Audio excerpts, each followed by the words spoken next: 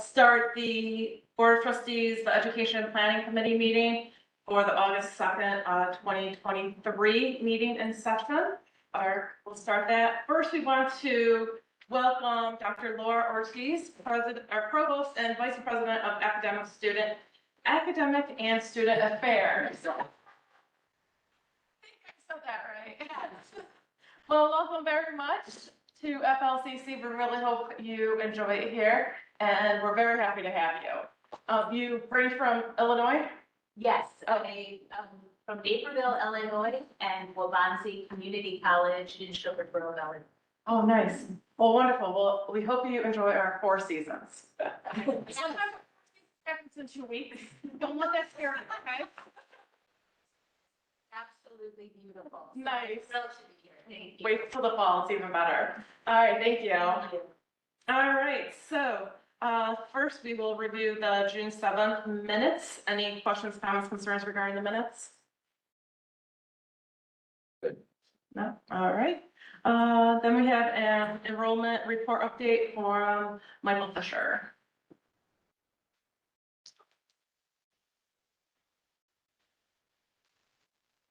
Evening, everyone. So in your board packets are the summer and fall enrollment reports. The summer enrollment report is largely unchanged, and but you could consider this a final summer enrollment report. We have no more reports starting on the summer. We finished up in headcount, but down in FTEs slightly, but largely a flat center for the most part. The fall enrollment still is quite robust. Headcount, we're up 6.5% total, and FTEs are up 6.8% total. It's degrading a tad from the early summer highs, but we're still doing quite well. Any questions about the enrollment report? Any questions? Is it attributed to anything in particular? I mean, that's a pretty significant increase. Mohegan is his name.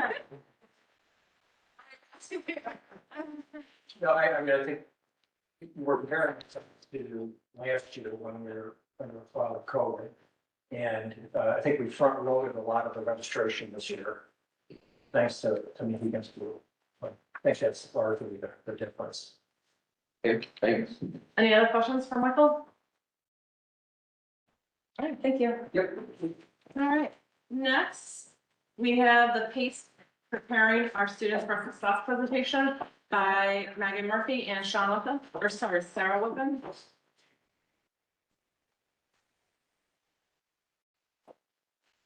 So I am Megan Murphy. I am, it's okay, the things I've heard. I'm Swante, so again.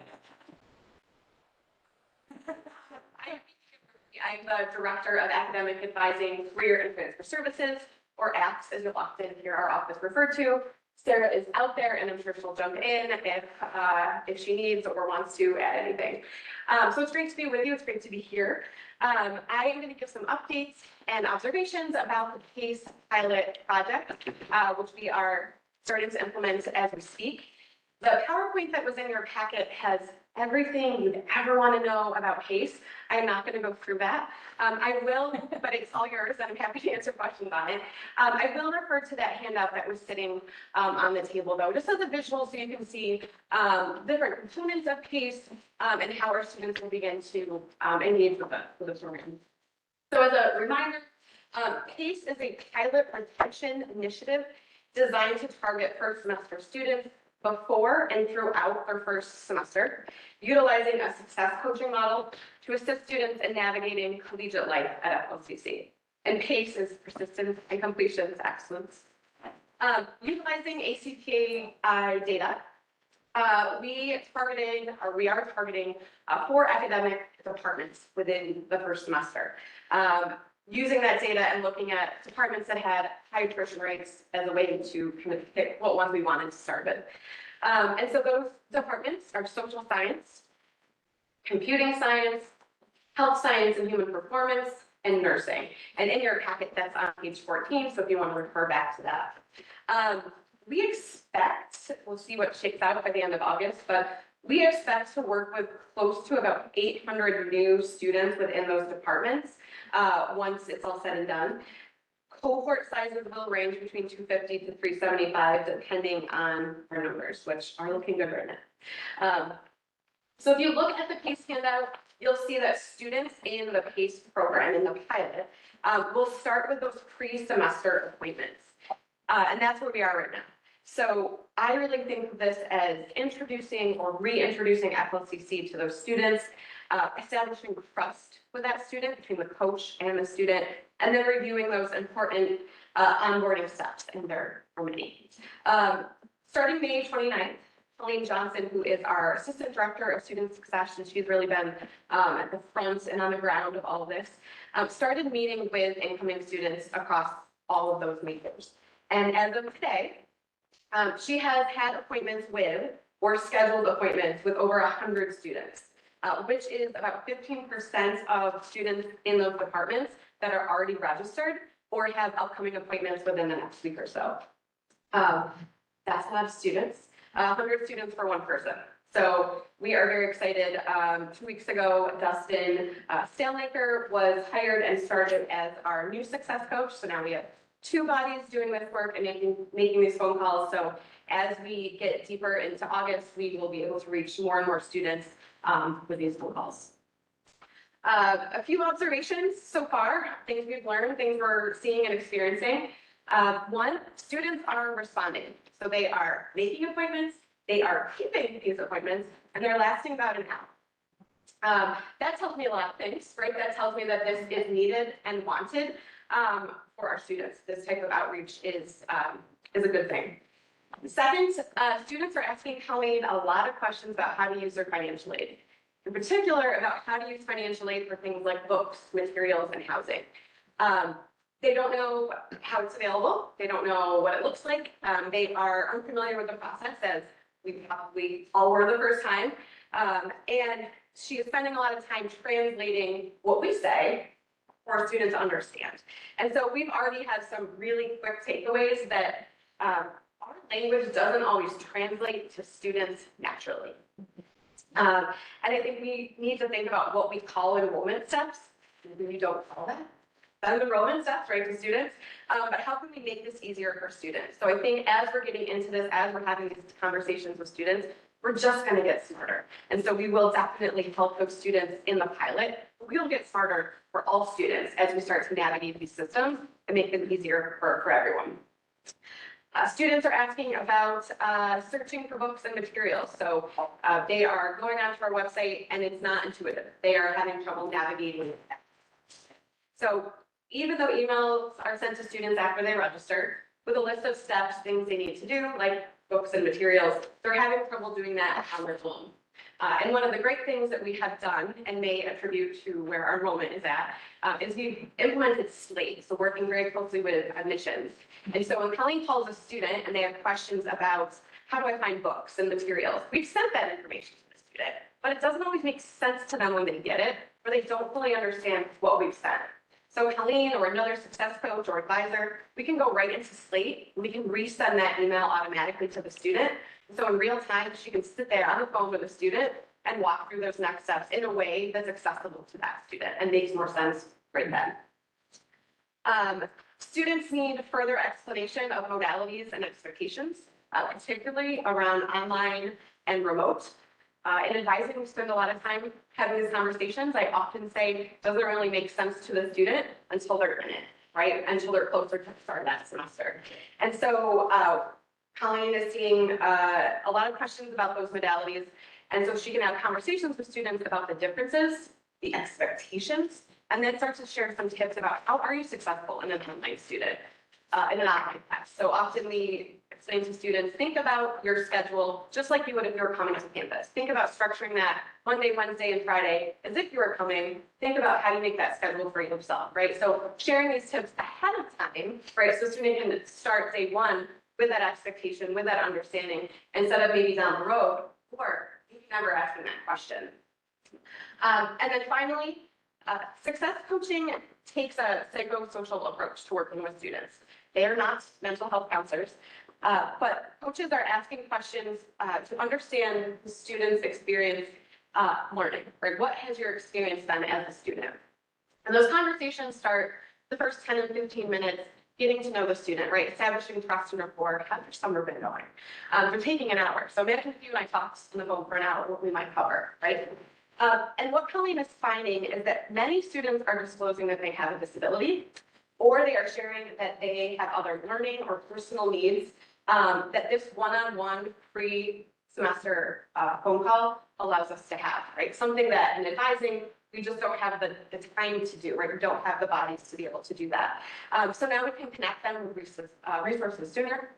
We can answer their questions now. And we can normalize their experience and their questions. There's a lot of good questions. Sometimes students are afraid to ask, but if they're one-on-one with someone that they trust, they're more likely to ask that question, they're more likely to share. And so we're hoping that that builds confidence and that these phone calls really serve as a jump off point to what should be a successful semester for these students.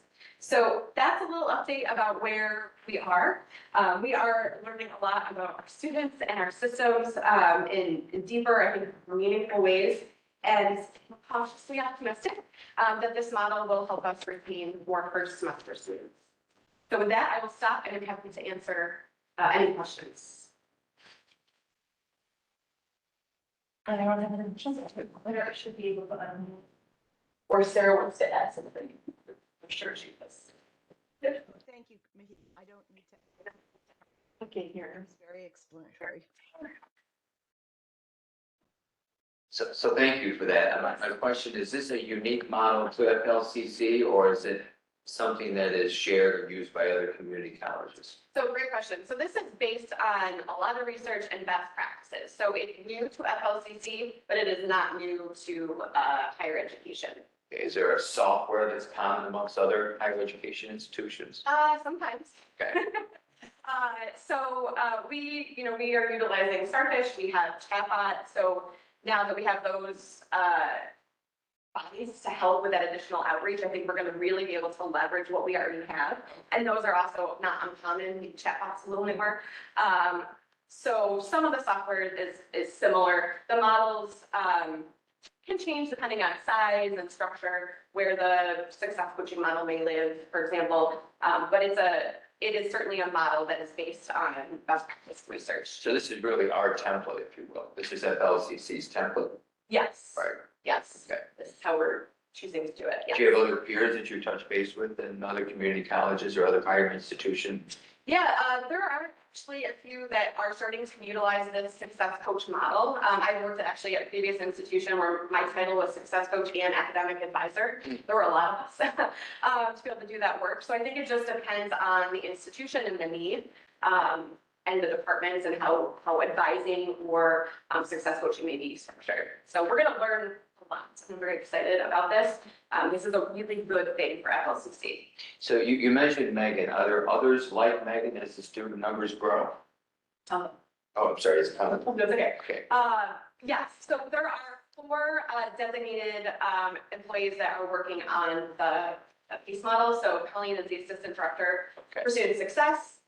We just hired Dustin as a success coach, Christine Dow, and then Brownie Kabarji will be doing more of the technical specialist technology pieces. And those responsibilities and cohorts are also in your 14 through 17 in your package.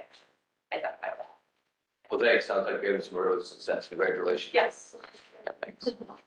Is the goal for the student to have the same coach throughout the whole process?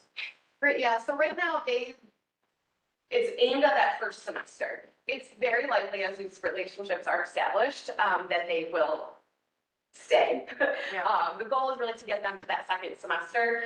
They also will still have a professional academic advisor in our area as well as a faculty advisor. So now they have 3 people that are built into the success network. And as long as they stay in that same major, those folks will always stay the same and be consistent. So we're hoping that it's success coach handoff to professional advisor gets into the second semester, and then they flourish and go on and complete careers with us. Mm-hmm.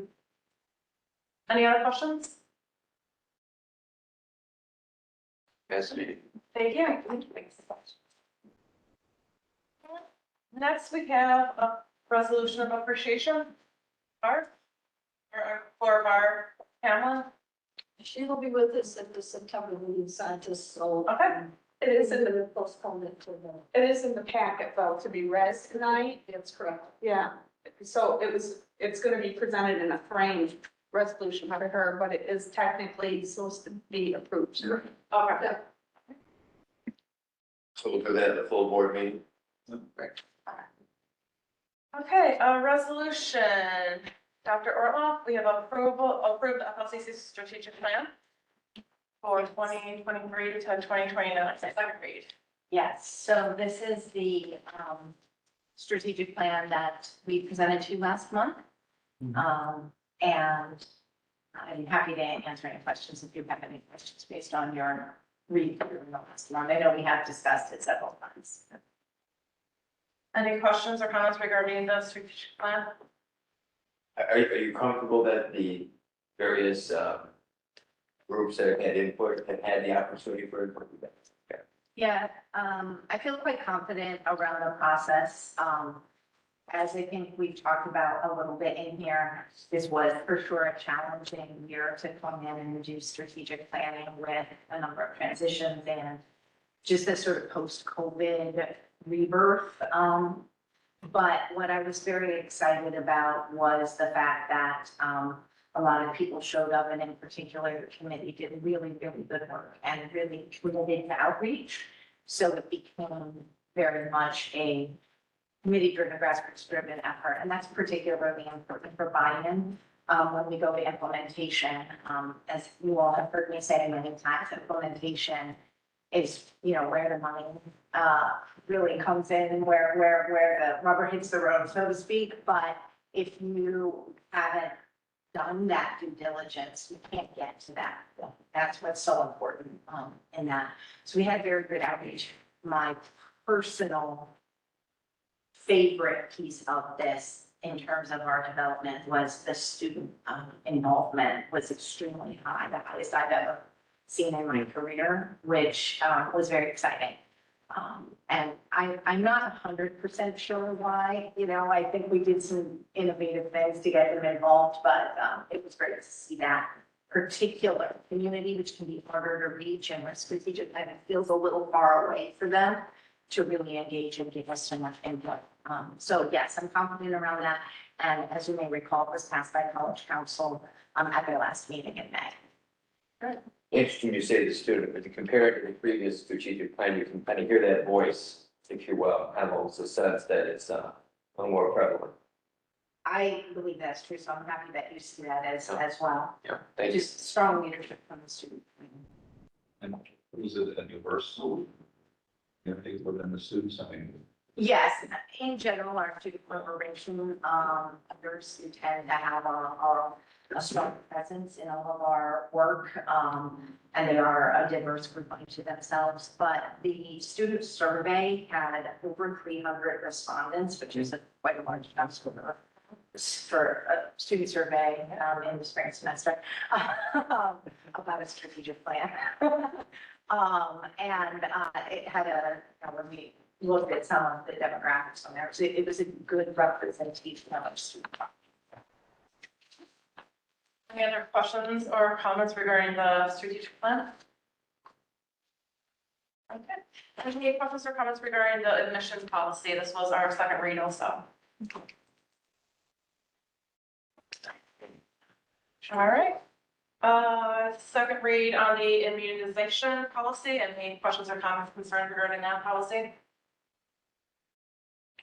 I guess my question is, was there circle completed there as well in terms of a college council had an opportunity for the immunization policy? The immunization policy went to academic senate at the end, and they were well informed. And also, they've been on this journey with us, as you all have been, needing to make somewhat constant adjustments to this in the last few years because of the pandemic. So they were informed, and they were also informed that we might hear again from SUNY around COVID immunization and the pullback of that immunization or reinstatement of it. So yes, informed, and they are aware of the changes. student eyes and or perspective on this policy? The students have representation on Senate. Okay. So, and this policy in particular, I will say there's a huge amount of state law that requires the certain aspects of that. So that this is dictated from a compliance perspective primarily. There's not particularly a lot of interpretation. Thanks. Any questions, comments, concerns regarding the academic grievance policy? Any questions, comments, concerns regarding the 24 credit hour policy? I guess mine is that the magic number? I mean, why not 23? Why, I mean, it's even, like 3 credit hours, I get that, but there's 1 and 2. Why not 25 or 26 or 23? It's kind of, you follow me. Thank you for that. So I actually oversee the 24 credit hour policy, and it's set by New York State. Okay. So it's their There it policy. is. I love the question, but. Many of these semantic type things are often either NICEAG or Okay. SUNY or States. One of the three. Thank you. Any other questions regarding the 24 credit hour policy? All right. Perfect, thank you. Company service agreements. Dr. Ortiz. Would you like me to come to the front or just? Sure. Yeah. You can do it from that. As you will find in your board packet, these are the agreements that we sign on an annual basis. So I am here to present the resolution to authorize these agreements between FLCC. And I would like to read them because I worked on the pronunciation of Shamong. Very well done. Extensive tutoring from Penny. So you don't have any chili or chilies in here? Sherman, Wayne, and Yates counties to offer the college courses during the 2023-2024 academic year for non-credit, remedial, vocationally related, and dual credit courses for high school students. Your perspective? I just highlighted one thing, and this isn't a gotcha since you're brand new, but Thank you. that FLCC is an independent contractor, and FLCC and Ontario County will hold harmless, will hold all of these counties harmless, should anything happen. So my question is, has the Ontario County Attorney's Office reviewed these agreements? These agreements are standard like they were last year, exact same wording, everything, so they've been going on for a long time. I think they were probably at one point legally reviewed, maybe Dr. Knight can answer that, but That doesn't make me feel warm and fuzzy. well, they've been like that right along since I started working here, so I don't know if, So that's no reason to hold up the process, but let's reintroduce the county attorney's office to the agreements just to make sure that nothing has changed on Okay. the county side. Thank you. Any other questions, comments, concerns regarding the county service agreements?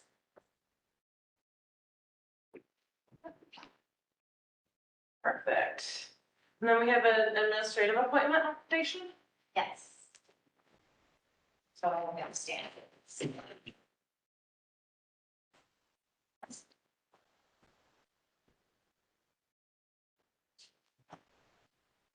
I will open by saying I'm in favor of this podium, and we should get a short one out of this.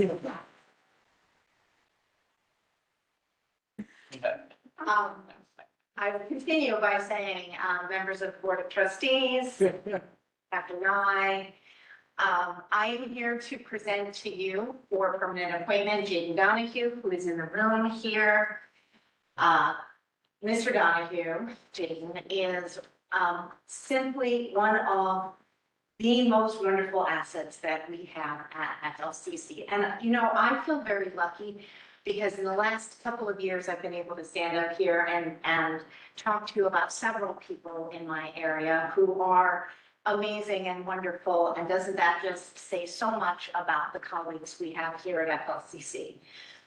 I was very lucky enough to recruit Jay to come over to APCI after he began his career here as an applied learning coordinator.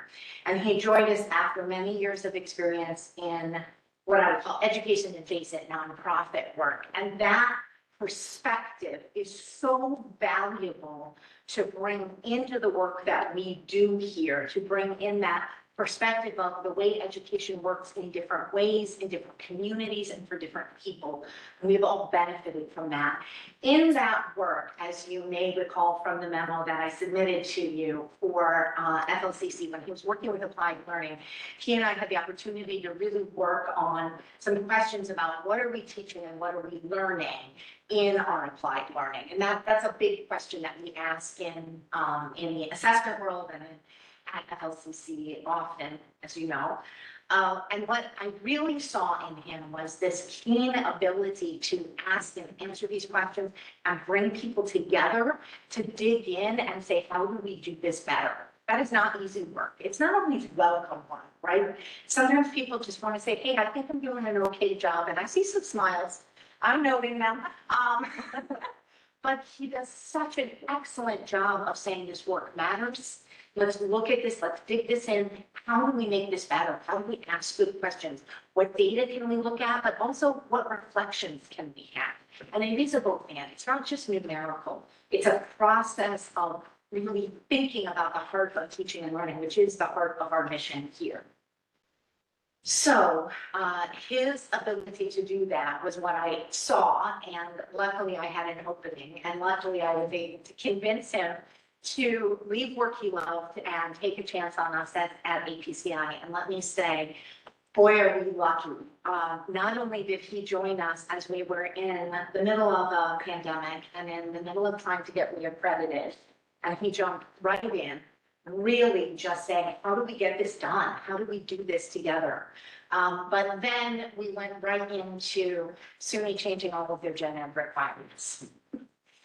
Which, as you all know and have heard about in the last 2 years as we've begun working through this, is a very big task. It is because of Jay that we are where we are. And all of the faculty worked extremely hard at it, but it was Jay who absolutely was in there saying, we can do this. How do we do this? How do we get this done? Let me help you. And that is probably the best thing I can say about him is he will always ask, how can I help you? How can we make this better? I am so very, very happy to have him in my division, and I'm absolutely thrilled to ask you to approve his permanent appointment. Don't let him go anywhere because I'm absolutely. So thank you for being here, and I'll ask you to stand so we can also recognize you, and I know you can shoot. Thank you so much for all of that.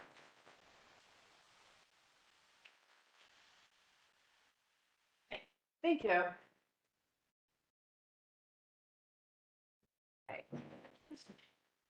Then we have adjust the Fairleigh Community College professional service positions roster by Kelly. Yep. And you want me to come over? Sure. Or no, you can just do it from there. That's fine. So the professional service position roster, we are adding a revised job description. And this is from the coordinator of basic needs, or I'm sorry, it's from the student services counselor position to the coordinator of basic needs for student well-being. As we talked about earlier, our students are really in dire need for services that we offer. And we've seen it increase over the past 5 years. So this role will support emergency need for our students and the increase in resources.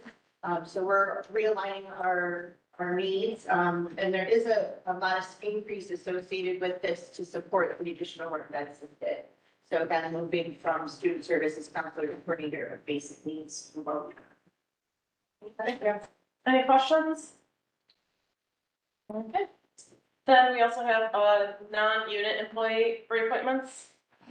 So, for the 23-24 academic year, we are pleased to report for our management confidential, our non-union employees, a reappointment. So 2.5% increase, which aligns with last year's increase as well as other increases across our labor unions for our 2.5 for our management confidential employees. Any questions, comments, concerns regarding the non-unit employee reappointments? Okay, thank you. Moving on, we have a recap of the 2018-2023 strategic plan.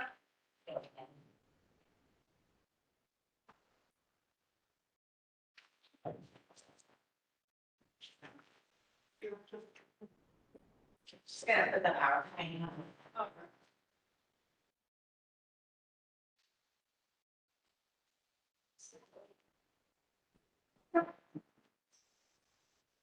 Penny, do we know how to turn the air conditioning down? I, We turn it here. I don't know how to turn it. Yes. Thank you very much. Yeah, I didn't.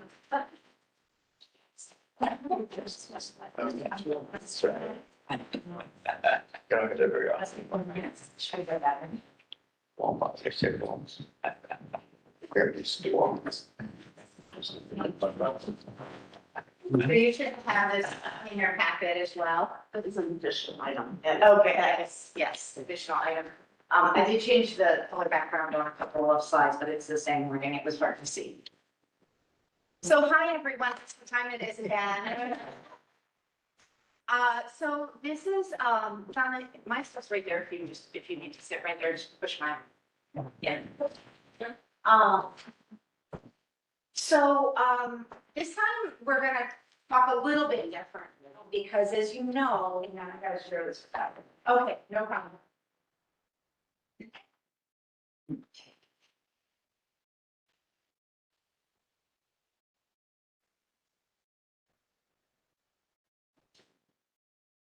There, I mean.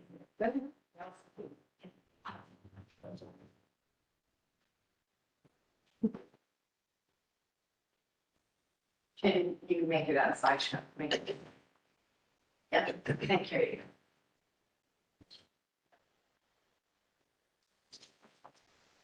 Let's see. Yeah, okay. No worries. Okay, so back to the matter at hand. So it's that time again to talk about the strategic plan, and our metrics. Normally we do this in the spring or summer as we're going into the year. But Dr. Knight asked me to at least begin the process of doing a 5-year look back because we are at the end of this plan. And as you all know, we just talked about the resolution for the new plan. It is common and normal, in fact, that you want a little bit of overlap. So as we begin implementing our next plan here in the fall, we'll really tidy up all of this. Some of the data that we need to do the last bit of it will not be available until the fall. So this is sort of part one of our look back and reflection of some of the takeaways and some of the things that may continue to influence us strategically and operationally. And I think that's one of the things that you'll hear me say as we talk about these numbers. Some of the biggest takeaways, I think, for us are about what we need to do operationally to allow us to continue to think strategically. And that's a theme that I think we'll continue to talk about as we wrap up this strategic plan and move into the next strategic plan. Next slide, please.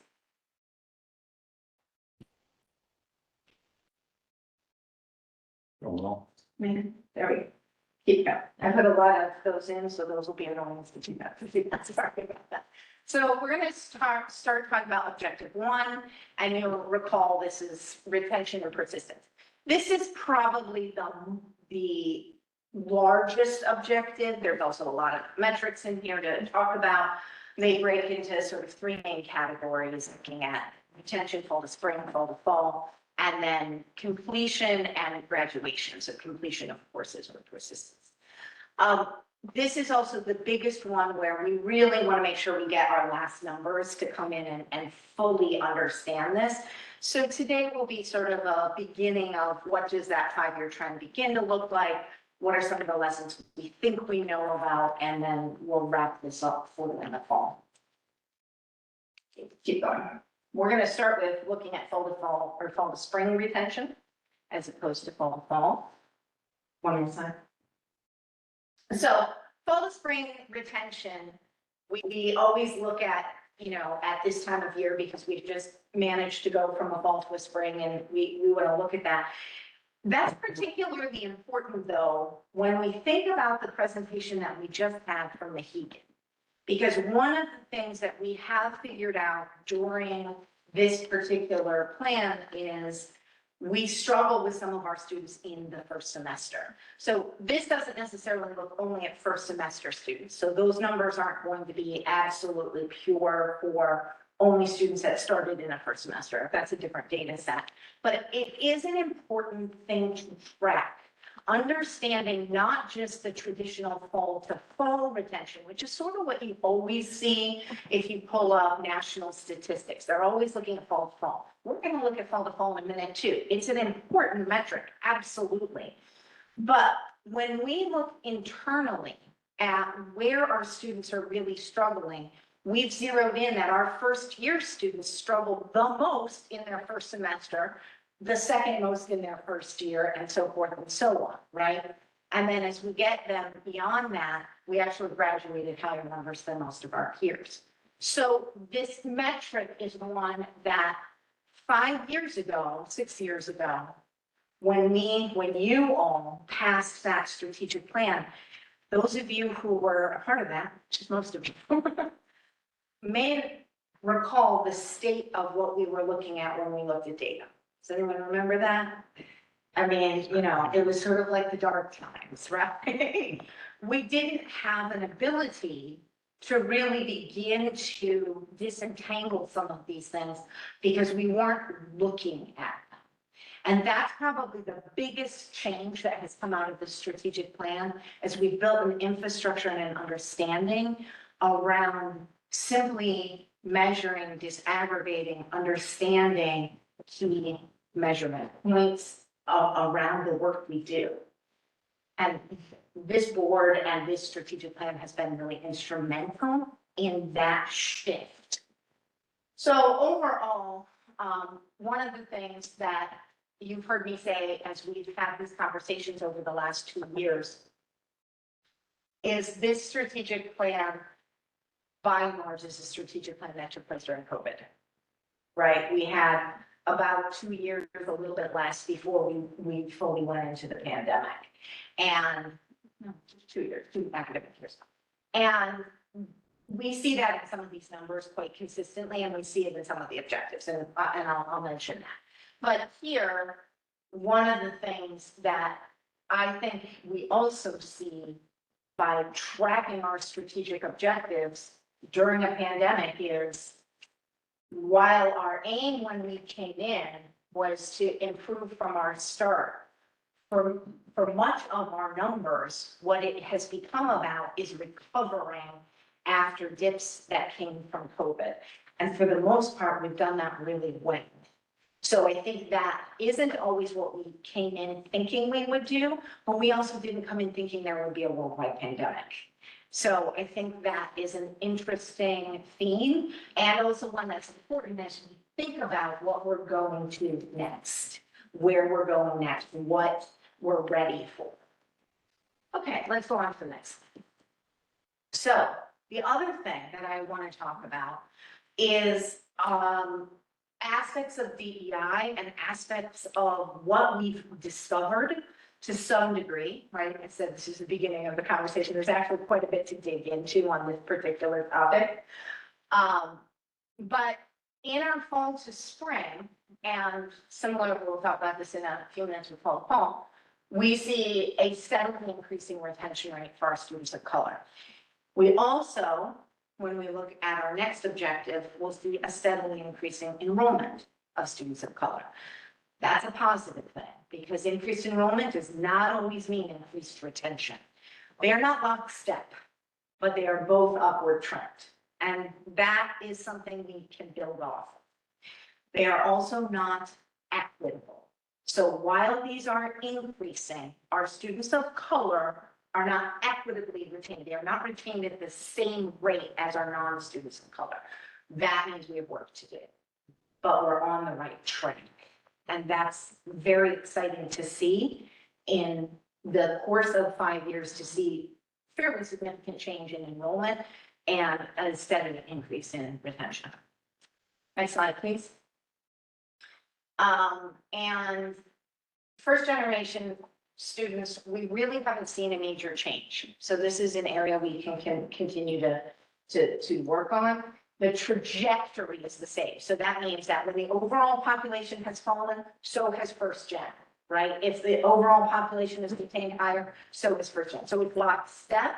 But what we want to see is we acknowledge that first gen is not retained at the same rate, right? It's not equitably retained. So there's work to do.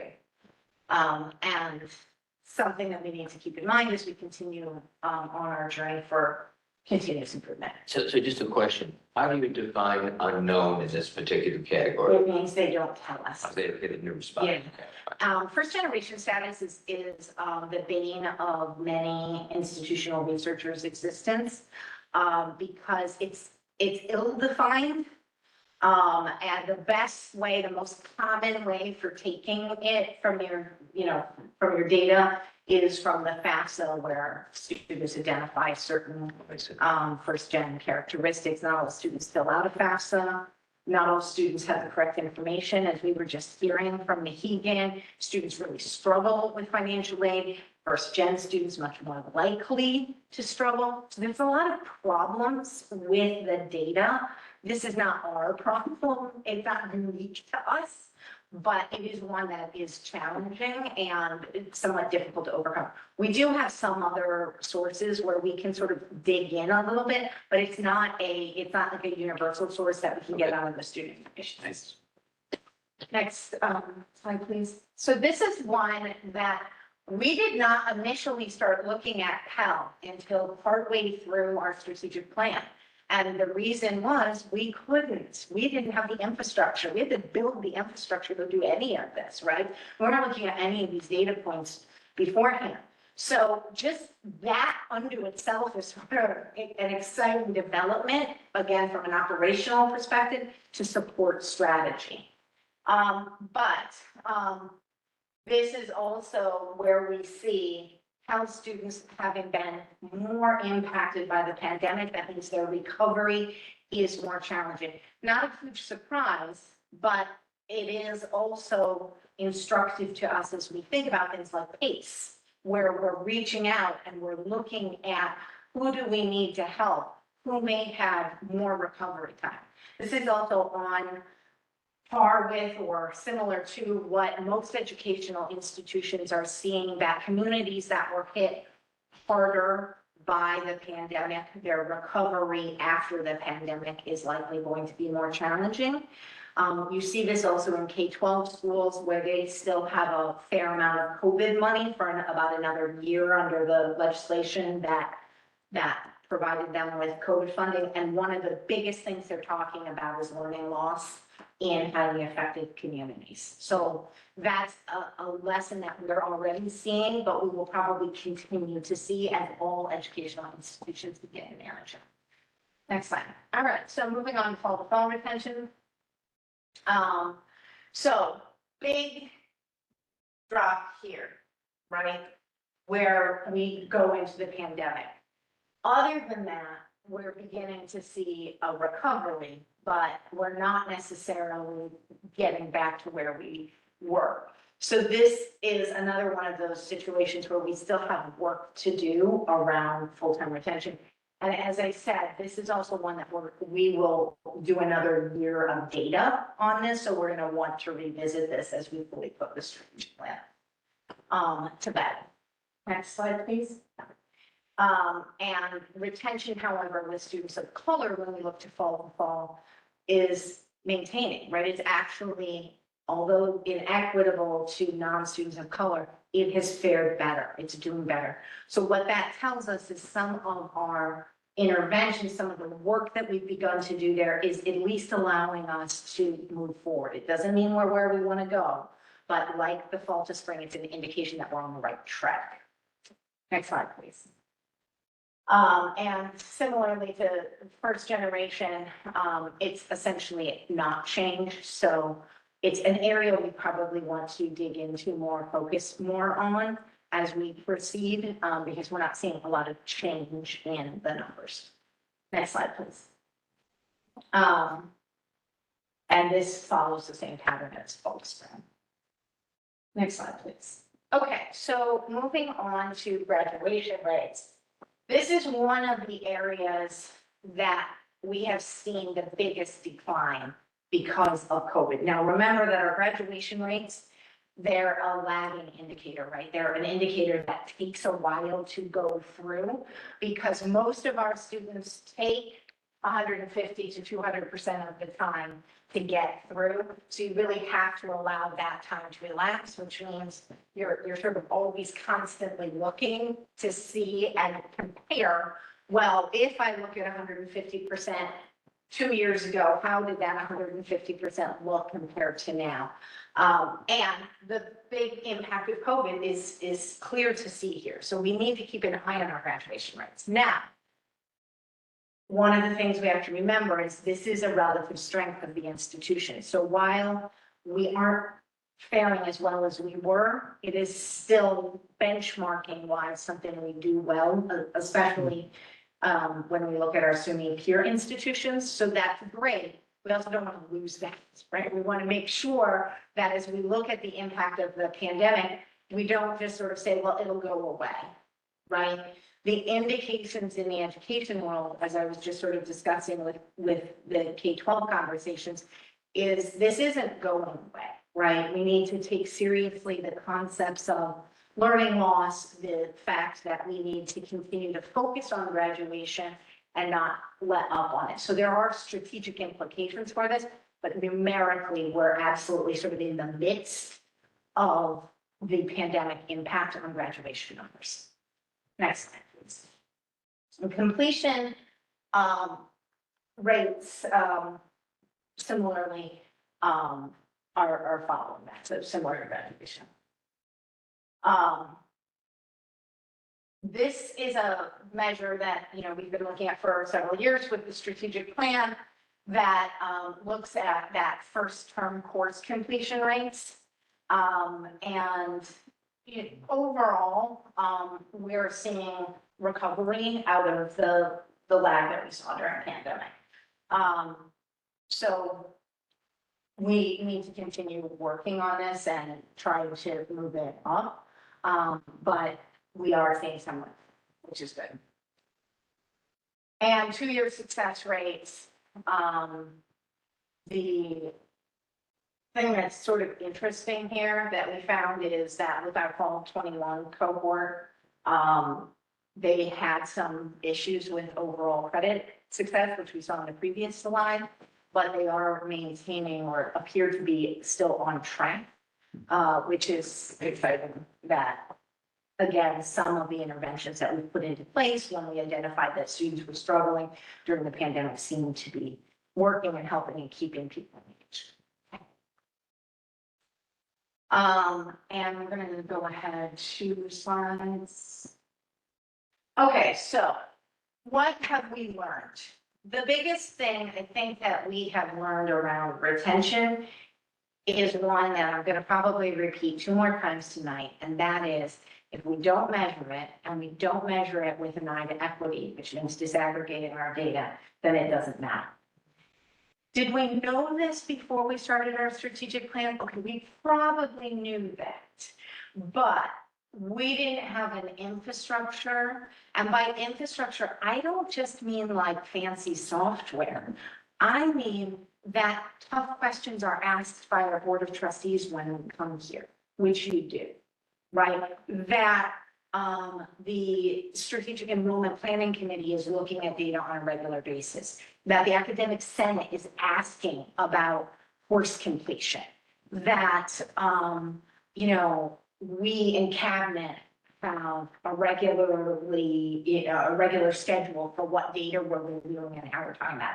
That's the more important infrastructure. The fancy software is important, and it was particularly important here because we didn't have any of it. But the real infrastructure that's important is the culture around having these conversations and asking these questions. And no more, in none of the other objectives do you see that more than you see it in retention. Every time we come to a board meeting, we're talking about some aspect of retention. The presentation from Mahegan a few minutes ago is about what we're doing based on some of what we have seen to get better at retention. The questions you have asked, the presentations you have requested, all of that is about interpreting all of this and saying it matters and responding to it both strategically and operationally. That is the biggest takeaway. That is the most important takeaway, and that's the one we have to keep building on. I think there are some things we need to dig into when we get our final retention numbers and talk about more, particularly around some of the DEI aspects and how this works, corresponds with some course completion work. But that won't change. This is the biggest takeaway. Let's go on to the next slide. Okay, objective 2, meeting the needs of underserved populations. This is primarily an enrollment objective. It looks primarily at the enrollment of students and the enrollment of particular populations that we were wanting to serve better and serve more. This objective is probably our most successful, sort of in just a purely numerical sense, objective that we see within our strategic plan. And we have a steady increase of students over 24 and 24 and older. And that it's steady and not just sort of a skyrocket is nice. But 2, this is a direct result of particular initiatives that we have put into place, including SUNY Online, which, we know is going through some fluctuations right now. But overall, it's an interesting trajectory. Next slide. Our first generation student population, much like its retention, is basically the same. Next slide. You have heard me talk about this many times, so I will take this opportunity to once again stand on my soapbox about students with disabilities. This is a steady increase. I know this looks like a small number, but you have to remember as well that this is a number that very few people were measuring at all 10 years ago. And that a generation ago, students with disabilities didn't have access to K-12 education. In less than a generation, we have fundamentally changed the way students with disabilities are served by the education system in this country. That is a monumental thing, but it is also beginning to really impact higher education in ways that we have to talk about and that we have to plan for operationally and think about strategically, because it is also a population that we can continue to enroll.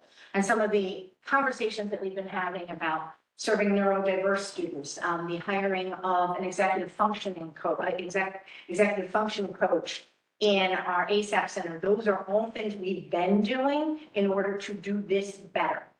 This number is also incredibly deceiving and very low and basically incorrect. Yes, I said that.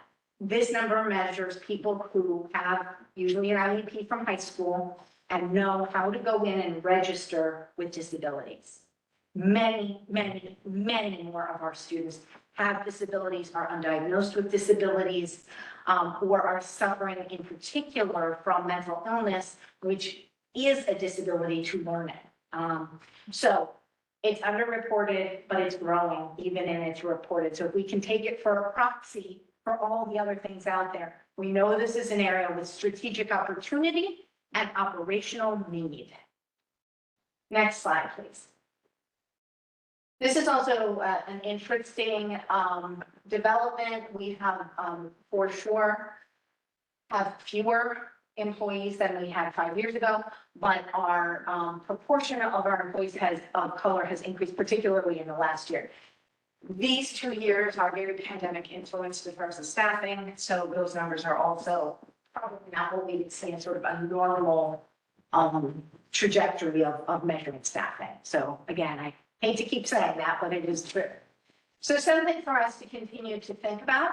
And we know that as we increase the students of color that we're serving, that we want to be really cognizant that we represent the students that we are serving, that we are teaching.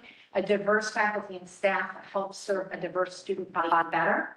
So it will continue to drive the way we talk about our employee colleagues here, but it is also an interesting fact. So what have we learned in enrollment? This is the one where we've really seen that initiatives added in strategy can make a big difference. We did not see that as much in retention, in part because some of our retention efforts started in pandemic reaction, meaning we were simply trying to help through the pandemic, and now started sort of later in the strategic plan. So I believe some of those will pay off as we move forward, and that's also why retention remains a part of our next strategic plan. Objective 3, meeting the needs of high demand sectors in our region. You all have had a lot of opportunity to hear from Todd Sloan over the years, so I'm not going to spend a lot of time on this, but the non-credit to credit pathways has been a focus, and that continues to be one that's particularly important. And when we think about serving adult students and serving diverse students, we want to have multiple points of access. We want people to be able to join us where they are, but be able to continue as they're ready. And that's what these types of pathways do. And these are some areas of high need credit programs that were developed. In speaking with Todd, one of the things that he's most proud of is 5 years ago, we were not serving over half of our high need sectors. And now as we sort of end this strategic plan, there are 4 identified high need professions that we're currently not serving, and 3 of them we're actively engaged in developing programming for. And the 4th one, I'm not going to get this right, but is something like trucking on the moon or something that we don't have an intention to pursue. So that is a very fundamental shift in the breadth of offering and responsiveness to the community, which is what the strategic plan objective was about. Next slide, please. And here's sort of some of these areas that we have particularly focused on. Next slide. Next slide. Moving on to looking at objective 4, interaction between the college and community. Again, you have heard me say this is probably the objective that was the most influenced by the pandemic from sort of an obvious sense of the word. Community interaction sort of shut down during the pandemic. Events couldn't be held, things like that. But when we look at some of the areas, our applied learning continues to grow, and that 22-23 number is not complete yet. We have our summer registrations will take it over the top, so it'll be an upwards trajectory, but that goes through the summer, so we have to add that meeting. Alumni engagement is one that we have included in the next strategic plan with very strong intentionality, because you'll see that we didn't get where we wanted to go with this. We had a strong start, probably having some pandemic influence. This is an area that I know Bree is really working on and engaged in, and she and I have been talking about the new strategic plan objective, and it's ambitious. And it's really putting a mark on the wall, but we're excited about it. But this is a really good example of we set forward a course for strategy and we didn't fully get where we want to go. So it's a good example of why we've taken that over into our next strategy, because it remains critically important to what we're trying to do as an institution. Next slide, please. that is what we have learned, so I will skip that. So objective 5, ensure organizational sustainability. It's one that's very near and dear to my heart because I'm very fond of saying if you don't have operational efficiency, if you don't have sustainability in your organization, no amount of strategy will work, right? You can't make strategy work when your foundation is rocky. I think the biggest problem that we had with organizational sustainability, however, was the work that we intended to do had to stop during the pandemic in order for us to do the pandemic work. However, one of the things that we stayed very, very focused on, and which is the metric that we measure in this particular objective, is the development of leaders at FLCC and the development of much more robust leadership opportunities for folks at FLCC. So these are 4 of the series that have come into being. Peaks in Leadership Ontario don't belong to us, but we are now a part of them. And we were not a part of them prior to it. But because of this strategy, because we set forward this need to develop our leadership potential, it became something that was important, that we put dollars towards, that we send people to, and that we've developed processes for continuing to identify folks. So this will live on beyond this strategic plan. It's now been institutionalized. We have these processes, we have these programs, and that's a good takeaway from this. That doesn't mean we have solved everything in organizational sustainability, but it does mean that we were able to institutionalize this piece of it. And the last one I want to talk to you about, see, we're getting there, is ensure environmental sustainability. And this one has charts that sort of make your head go crazy, but let's bring them up, thanks. So the point of putting environmental sustainability in our strategic plan was, one, although we didn't have as much participation from our students last time, this was particularly important to our students that we start paying more attention to environmental sustainability. It is still very important to them. It is still one of the things that comes up often when we're talking to our students. And this is another really good example of if you don't measure it, you can't say it matters. We may have measured these things previously, as in the facilities office, they looked at them, the CFO probably paid some bills, I'm guessing, I don't know, Jason, do you think? But we didn't track it. We didn't have a way of really looking at it. We didn't have a way for the board to look at it. We didn't have a way for us as a leadership group to say what's going on with this. It was only operational. There was nothing strategic about it. And now we've been able to institutionalize how we measure it, when we measure it, what numbers we need. And we've also achieved something. And in speaking with Kathy Ahern about this, what we've really done is been able to tackle the low-hanging fruit. We've been able to go in and really look at our usage, look at what we could replace in order to get better, usage on particular facilities that we're using or appliances that we're using. And we were able to tackle that and achieve a decrease, achieve a sustained decrease. So in the look back, did we have an opportunity to spend some time on solar or wind? We have a nearby county, not a neighboring county in Wyoming, who has taken it to a whole new level on a wind and on a solar farm level to sustain that county and then beyond has really become a hallmark, at least in upstate. Rich probably knows this better than anyone. So I'm curious if the college, because of its physical location, had an opportunity to delve into either one of those. So we did have some conversations around pieces of that.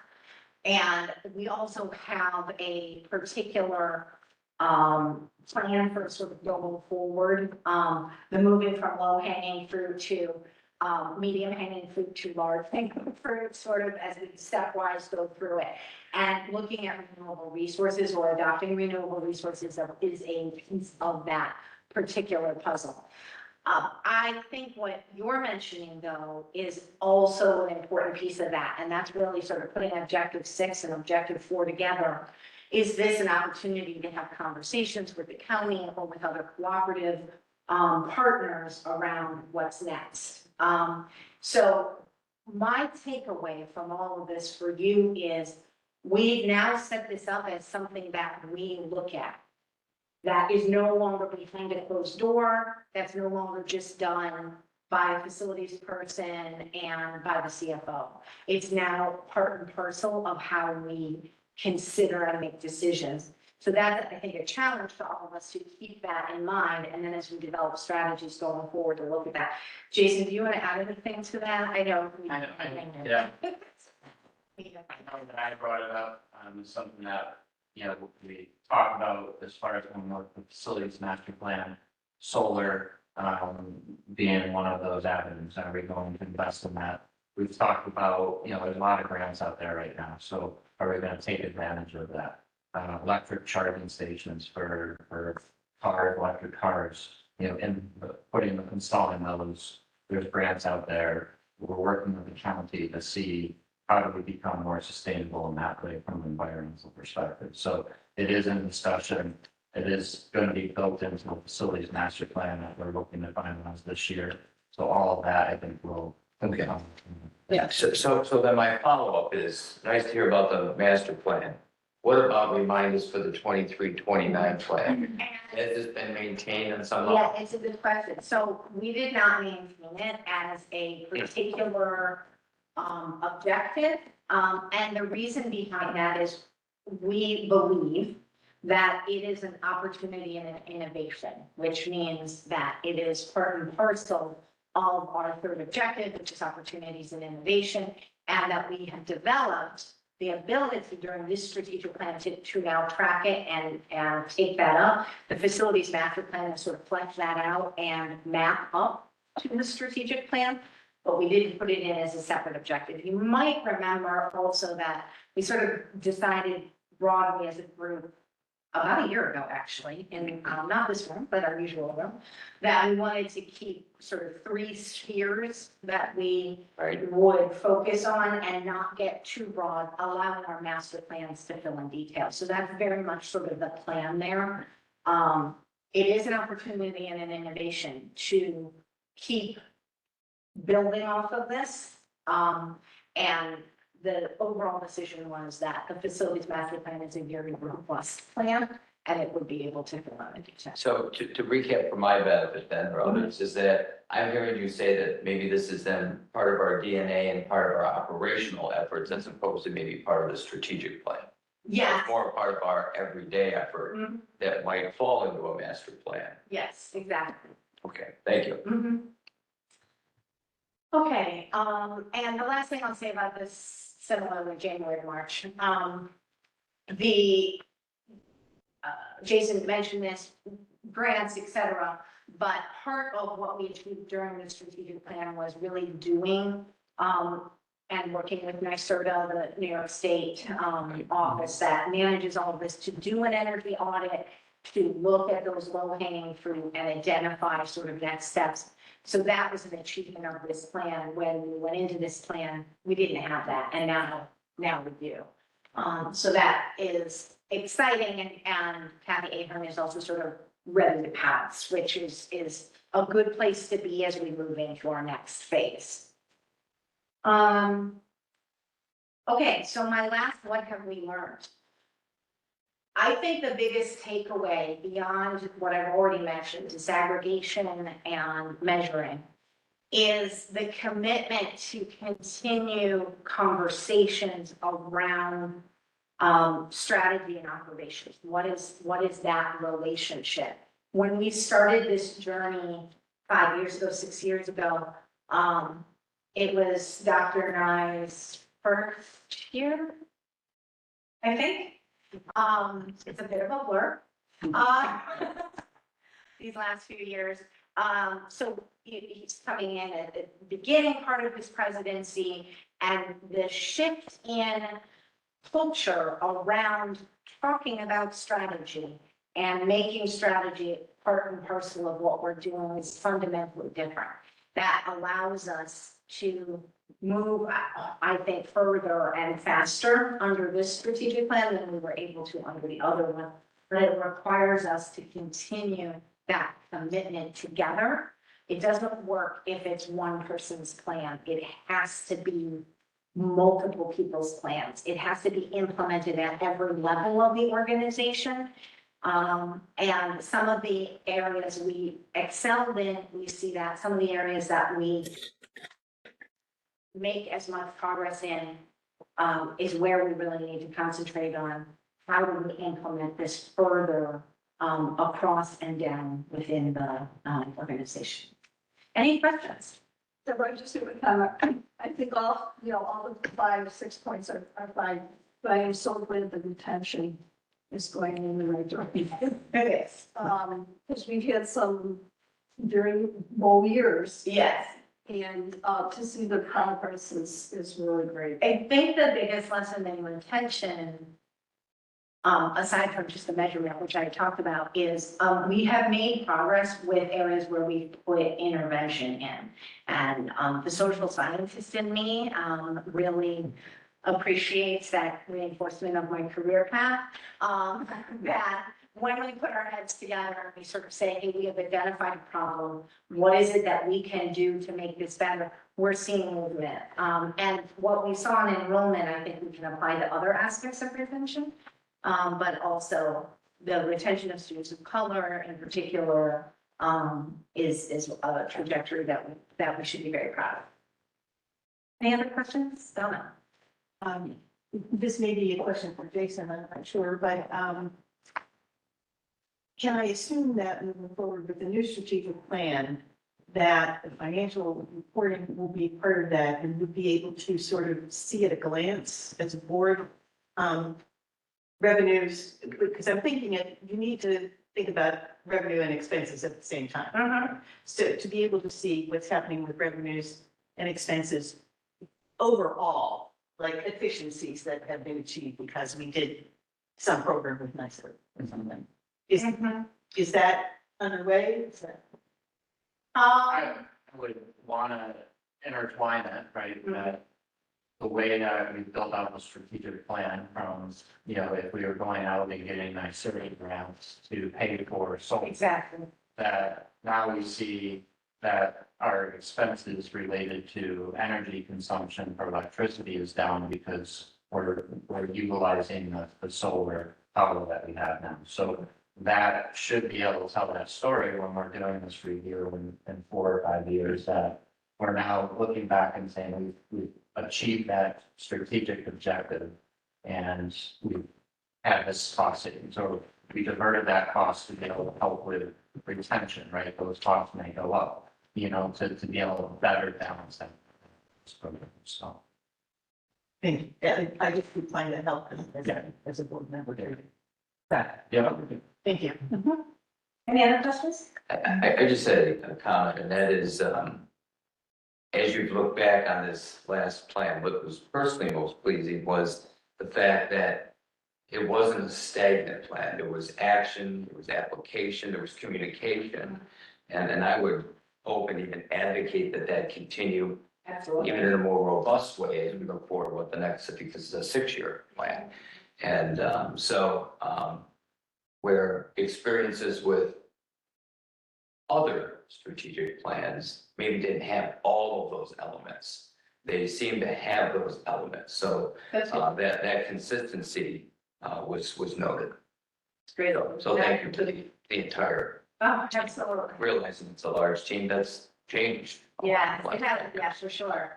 I think we are in a better position to realize the benefits of strategic planning. And I think that's a good place to be in, as we go through a historic shift in our sector, right? There's absolutely zero question that higher education as a sector, as a model, is fundamentally changing. And good institutions need to use strategy to manage and adapt and innovate. We are much better ready to do that than we were at the beginning of the last strategic. On that All right, one last question. I'll follow up to what Steve was saying. It's, but not just for us to get the feedback on where things are going. That's, does that help to put it in place, the faculty, students, and so forth? Is there a communication plan on that?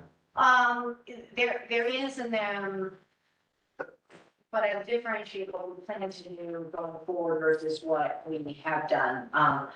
So I'll bracket that, we'll talk more specifically about the next strategic plan as we begin to roll that out, just to, make that more clear. So I think we have more robust intentions with the next, strategic plan. I think, in general, we talk a lot about the strategic plan. We make all of the data quite available, and we present to College Council formally. And I also update Academic Senate on it.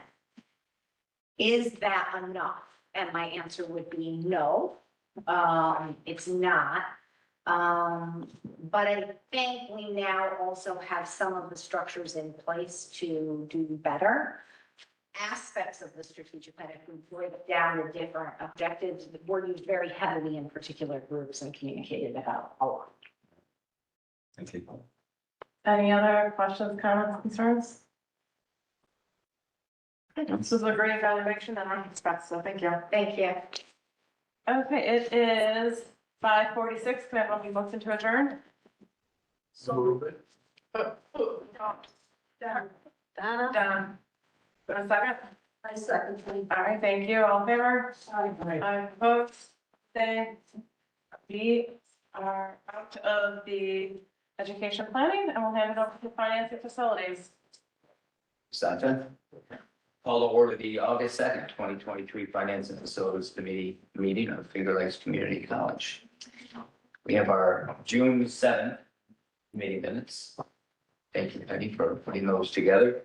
Review of those, any comments or questions about our minutes from a month plus ago? I see none. You all read them completely. Thank you. Well done. Operating budget update and finance. Lisa, back. I snuck up here. There you are. Magically. Yeah. So in your packet, I included both the results as of May, since we didn't have that, but also June, which will be brought up on the screen here. Zoom in a little bit. So revenues are in line. We still have to bill for, yep, oh.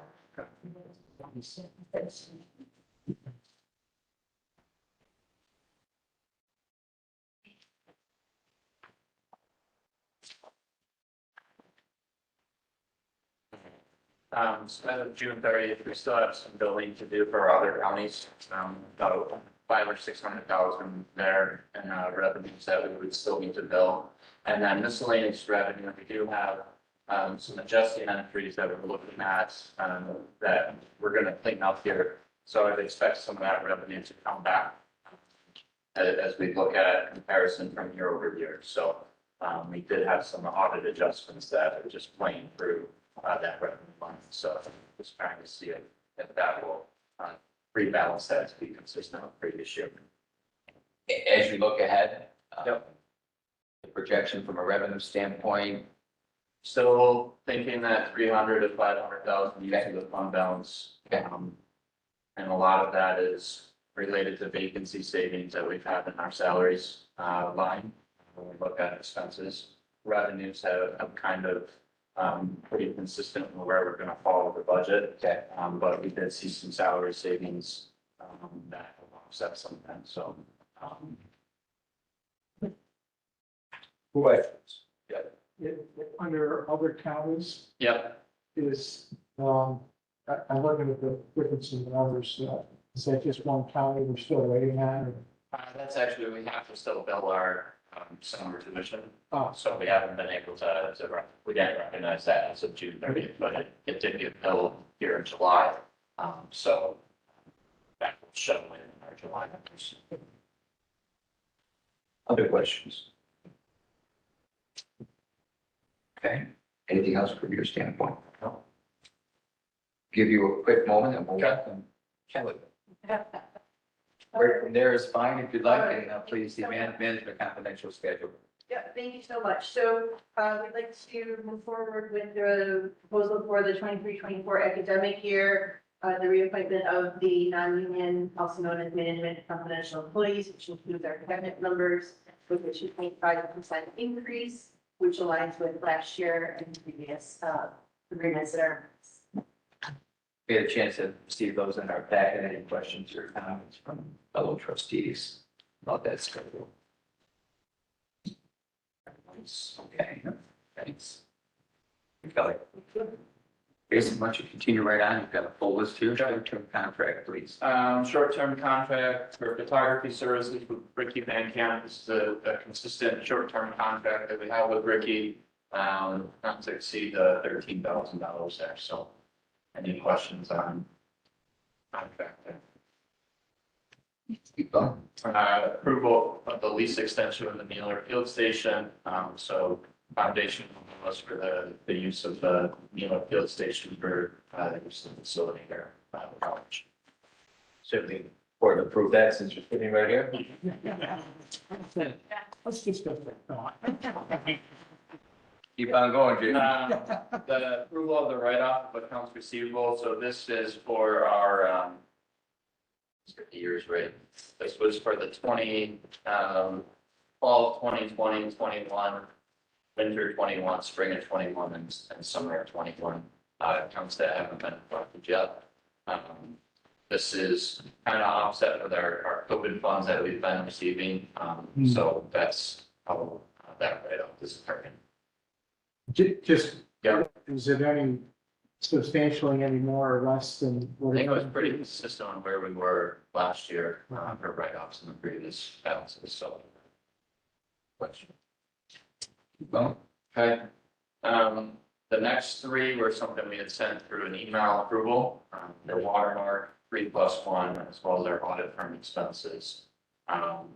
Watermark, I can let Deborah speak to it as well, but, this is really gonna help from an institutional wise, look at our assessment, our evaluation of programs, even our course curriculum, really evaluating that. So the software technology that right now is done through a paper process, manual process, it's kept in binders. It keeps me up at night. I woke up in a panic. Binders don't go missing. And a lot that we need to keep in order when accreditations come through, and things like that. So, really important that we move into more of a software type platform that will allow us to track these changes and keep up to speed on that. I strongly support it. Nearly $50 million budget. We are some software when it comes to litigation management. Yes, yes. We'll also move our course catalog from a PDF to a database management process, which is particularly from a risk management perspective. So it can't be negative. Yes, and so mistakes are less common than made, or if you need to make an update, you can without issuing to the there are legal requirements around your risk catalog. It's essentially a legally binding document. It's one of the things that keeps me up. Good, get more sleep. I like that.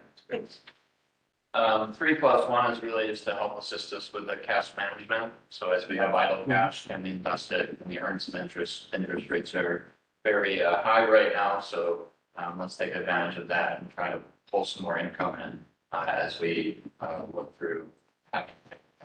So really just that help us forecast out when those cash needs are goals. So I think we'd be interested in hearing more about that as it goes along. okay, yeah, and I plan on, they have some nice data analysis that we can pull in here to show. Just, not, Yeah. don't fill us with detail. Yeah, no. I mean, what's it generated? Okay, Well, it's not insignificant now that rates are at least, 4 or 5 range as opposed to Yeah. 2, 5, yeah. Good question. Keep going. audit firm expenses, so this has just been more of it's to increase the overall not to exceed amount. So we've had some challenges with our audits in the past with turnover as well as just new pronouncements and things that on a DO and the COVID additional audit around that. So that's really to increase the not to exceed amount for that purpose. And will we still have an opportunity to relook at our audit relationships at some point from a bidding standpoint? Is that something you're? That will be, yeah, something that we'll look at next year. Keep going. Okay. This is to reject our bid for armed security guard services. Victor North Campus do not need armed security guards.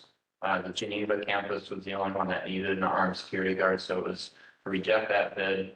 We did contact Champion, but since that time, we've identified that we could utilize our own campus safety to oversee the Geneva Center for the night classes. So we will be using our campus safety to do that. So that's what that's in there for. Okay.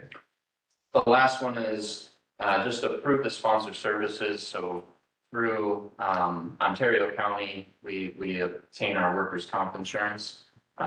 It's self-insured policy. So Ontario County does the legwork for that. They bill us for those services. It's down from previous years. It's all based on the experience and stuff that we have with workers. Who in the counties have Mary Gates' office listed that? Yes. It was revised in the last couple of years to try to even up the playing field. And I believe FLCC was pretty much stayed flat, but some of the municipalities got hit pretty hard with increased employment, firefighters being paid as opposed to volunteers. So we're trying to even that up. It's complicated. That Mary Gates can explain it quite nicely. Give her a call. Defer to your good judgment. Actually, Lindsay Burgess is the person you want to call. She could really explain. Thanks. Any questions on the resolution from trustees that Jason has offered? Information. One's a bid renewal for maintenance and repair. So I think this is our second one, or two of two for this bid renewal. And then the budget transfer report is just really relocating expenses and adjusting the budget for those expenses happening in those lines. So Okay. Final questions of Jason. Anything else? I think the only thing else I wanted to mention is in our June meeting, we had talked about SUNY funding coming through, additional funding. So we have our allocation. It's $1,020,000 of SUNY transformational funds that we've formed a committee to identify what programs or what transformational items we want to use those funds for. One of them is enhancing our PACE program. CUNY has an ASAP program that they instituted 5-6 years ago that saw very similar, it works very similar to how kind of our PACE program is structured. But we're going to utilize some of those funds to hopefully build on our PACE program. The CUNY ASAP really looks at a 2-year window for our students and follows them through. So, but assigns them a counselor really looks at how do we keep the retention. So majority of that $1 million is looked at and allocated to help enhance that program over the next 2 years. Other funding, the watermark software, things like that is where we're kind of looking at how do we utilize these transformational funds to really help us into the future, be transformational as we look at our students and retention. So probably in our next meeting, we'll have results back from SUNY. Did they approve of all of our usage of the funds? It's very metric based. So SUNY will be looking for reporting. It will be released in 2 different tranches of funds. We'll get a first half and then in September to utilize to start these programs. And then a second tranche after we report on how did it help with retention? How did it help with certain aspects so that we can get that second tranche of money. So really the next week and a half, Deborah and I will be working on answering certain questions and submitting a report. But I wanted to let you know, since we had talked about it a little bit in our last meeting, that there are additional funds coming to us that we're using to help with the retention and enrollment of our students. So, Okay, Couple questions. please. Did SUNY put any criteria to those funds in terms of where? yeah, there's two buckets. Okay. Yeah, two buckets that they kind of looked at. They looked at operational efficiencies for one bucket, and then the other bucket is the retention and also workforce development. Right. And programs that we could situate there, so. Right, and the second comment, more than a question, is back to the presentation that was made. It would be interesting to be able to measure what the impact of these funds are specifically in terms of enrollment Yeah, and retention. and I And I think, don't know if that's possible. I think, you know, certain, like the PACE program, right, we're looking at certain, curriculum or class sizes, right, that we can focus on. So that then we can address, did we retain in that pilot program, did we retain those students, or is it, we have to do something different? And getting that feedback as far as in that pilot program, did those students stay or did they go? And what could we do differently? Could we have done anything differently, or is it consistent? Okay. What's the impact that those are having? There's great studies out there. If going in this ASAP program with CUNY, we're going to be able to utilize a lot of resources from CUNY that have been successful in this model, have been across the country developed. So, and implemented in other schools. So I think there's a lot of reporting that we're going to get out of it in order to see, you know, is this a sustainable program going forward?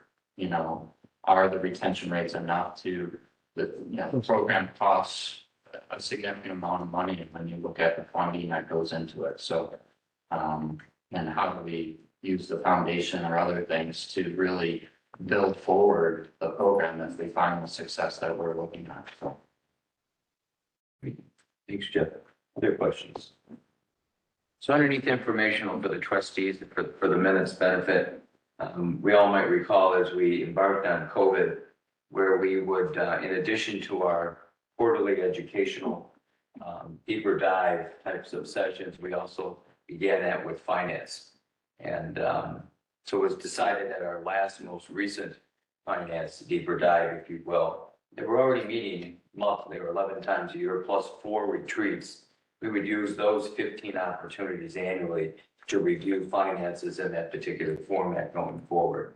So that what we used to do on top of our retreats will now be set aside and cease for the time being. Doesn't mean we can't come back and revisit it, add one as needed. But right now going forward, we won't have those additional hour and a half to 2.5 hour types of sessions, which we call work sessions, I believe. Yes. Right.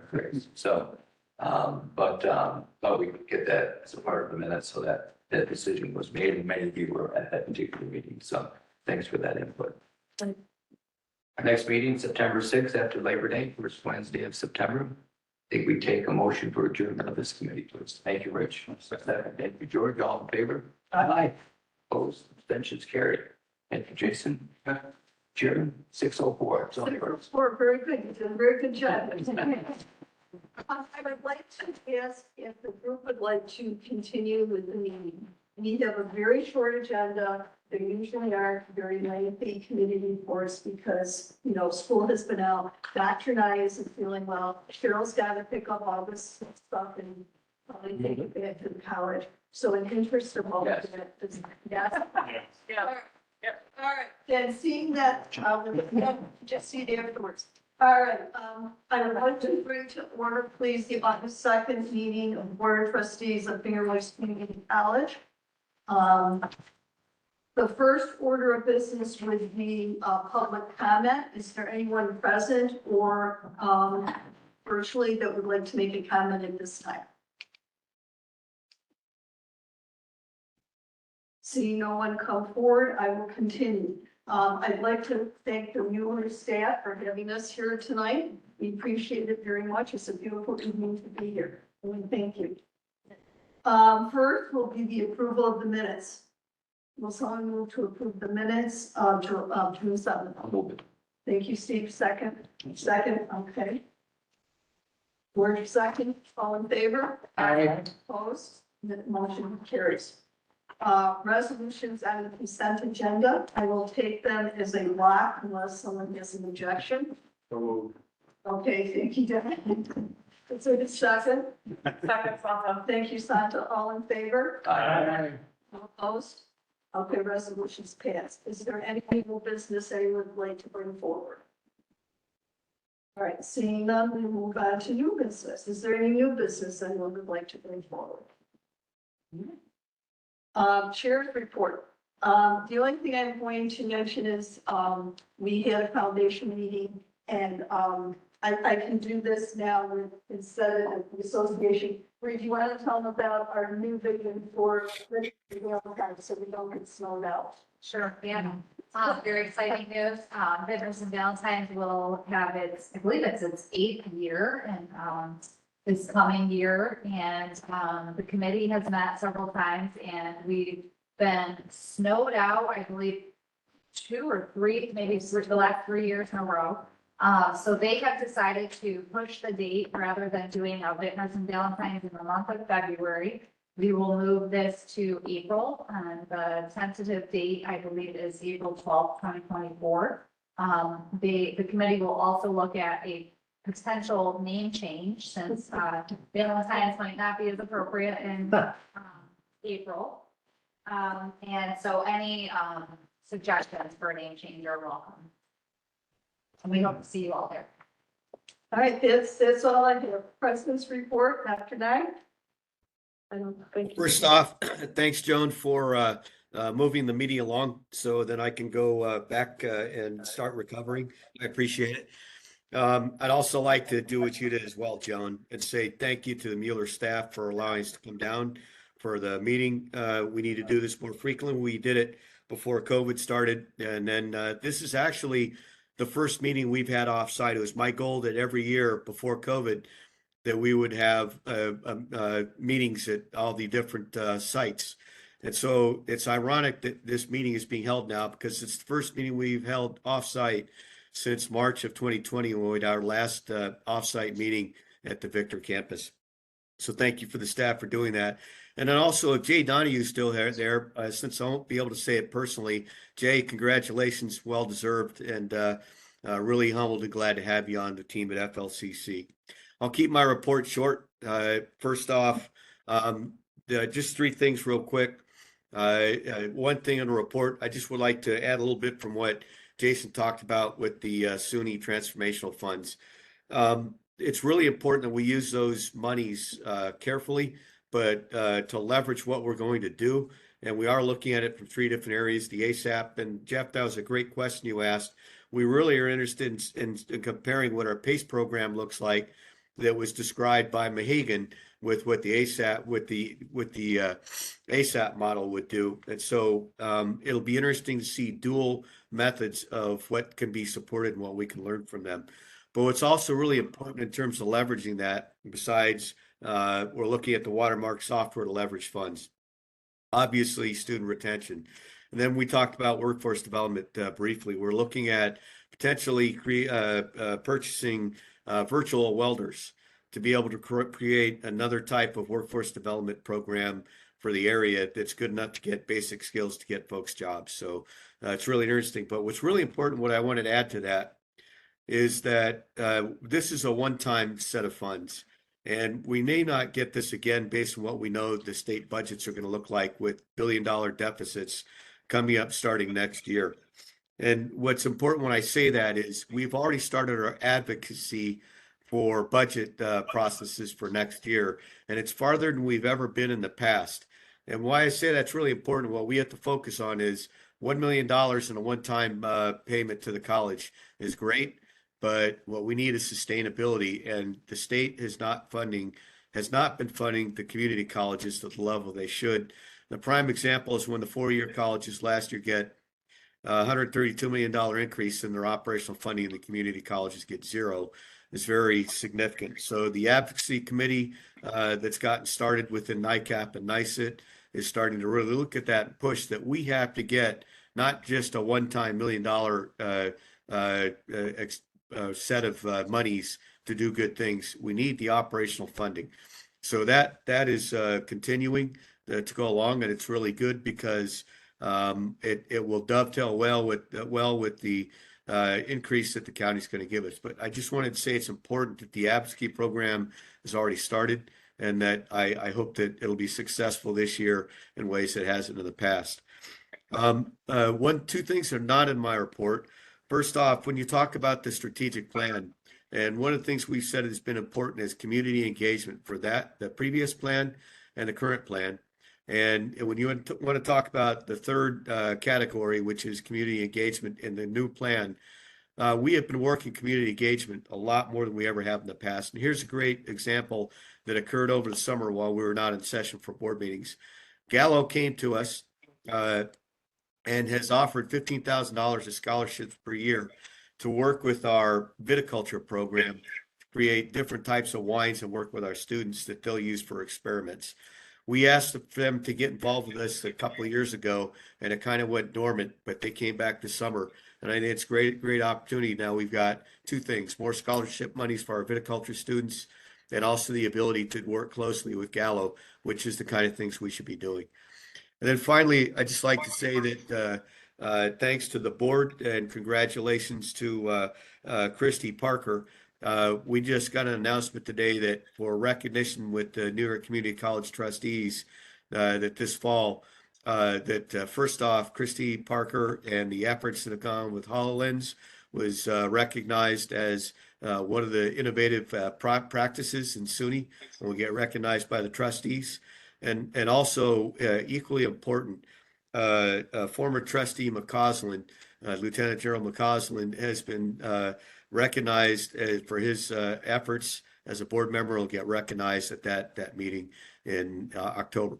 So that's it. That's my report. Okay, thank you, Dr. Nye. Chairwoman, Yes, I'm sorry. is there an opportunity, maybe you're planning this, since we're here, to maybe hear from anyone from the Mueller Field Station? Hate to put them on the spot, but even if they were to share if there's something new coming, I'm looking for a presentation, but since we're here, or even kind of what this entire facility is about. You know, one or two words? Sure. Just, there was, Somebody came down, I really appreciate it. Later. okay, later, okay, yeah, that would be nice. Okay. I'm sorry, go ahead. Really appreciate you guys coming down. This has been quite a year for us too, in terms of staff, and leadership here in the organization. So just this year, we added 2 full-time staff. Ellie to become the assistant director and the conservation education outreach coordinator. That's not full of the title. I think it's really been absolutely game changing to have 2 full-time staff here. We have been just having K-12 groups here. Right, we've just done a schedule with them all. For the first time, we hold a summer camp here, so we have a Mueller ski camp here this week. The first time we have the lead rifles are coming and ski Monday instead. Yeah.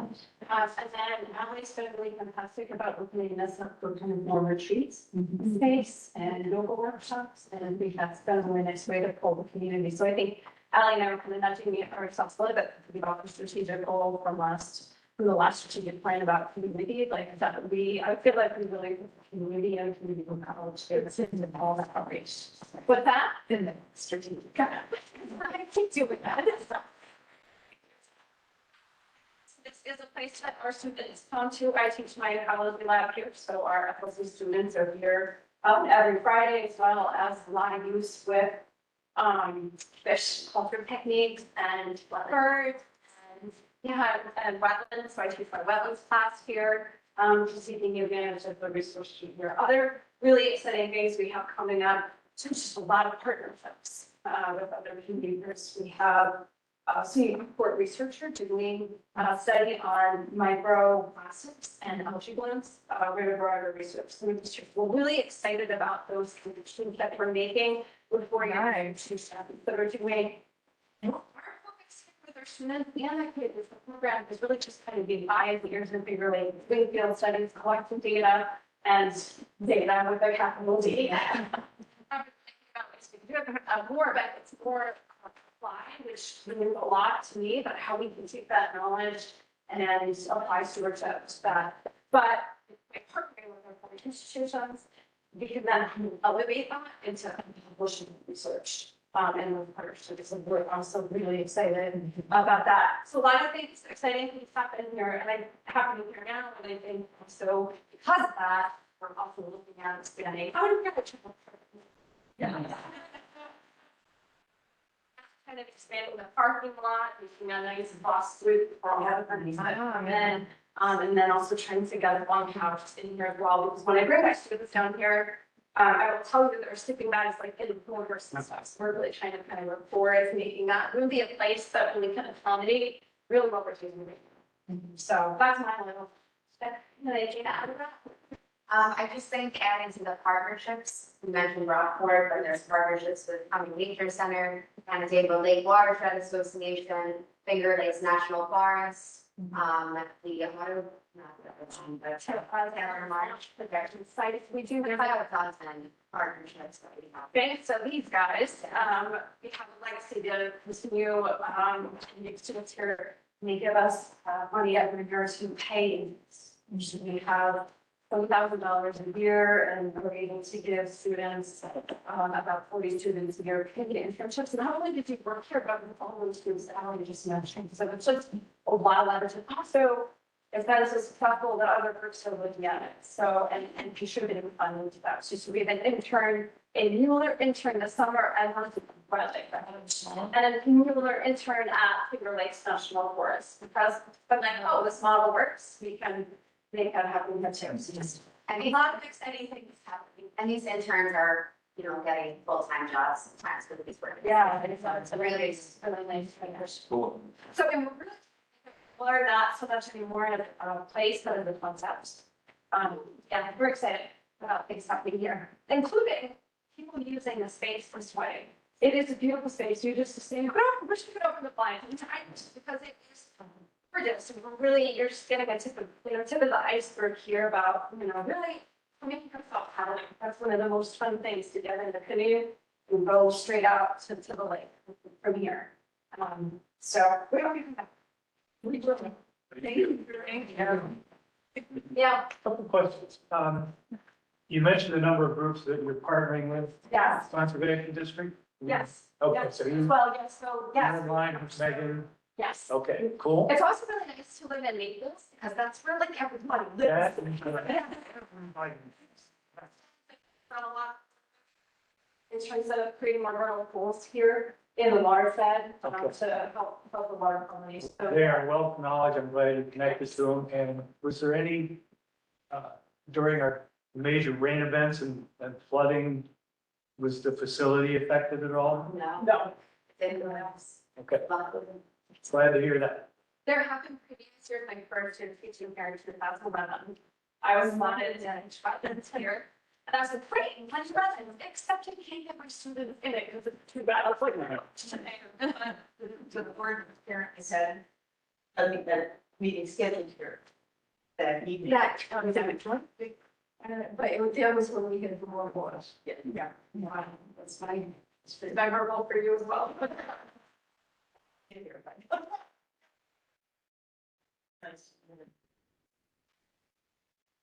Ladies, thank you very, very much. Appreciate it. Student trustee is not here, Nina is not here, so we will not have a report from her. Jeff, do you have anything you want? No. No, okay. Donna, anything else for development? No. Dad, association? No meeting, summer. Foundation. And by the way, Bree is our acting director of the foundation, so I'd like to welcome her on board. Donna, NYCCT. Rob already gave the news, so the advocacy and awards. George, I assume there was no student court meeting? Not yet. Not yet, okay. Any other comments, questions? Yes? Just one further comment. Tomorrow night at the Board of Supervisors meeting, we be acting upon the FLCC budget and appropriation for it. No need for people to actually physically show up, although if you want to show up, I will ask the board clerk to send the Board of Trustees the WebEx link. And it's on later in the program, but you never know how those things go. So I would say, if you're logged in by 6:45, you probably will miss some of the pregame activities, but you'll get to see the real deals. Look for an email from Kristen Voss and WebEx in if you can. Thanks. Thanks. Thank you. Any other questions, comments? I'll ask for a motion to adjourn. Steve, thank you. Donna, second. All in favor? Aye. All opposed? Thank you very much. In fact, I feel better. Thank you. Bye, everybody. So if that's like to have something to eat or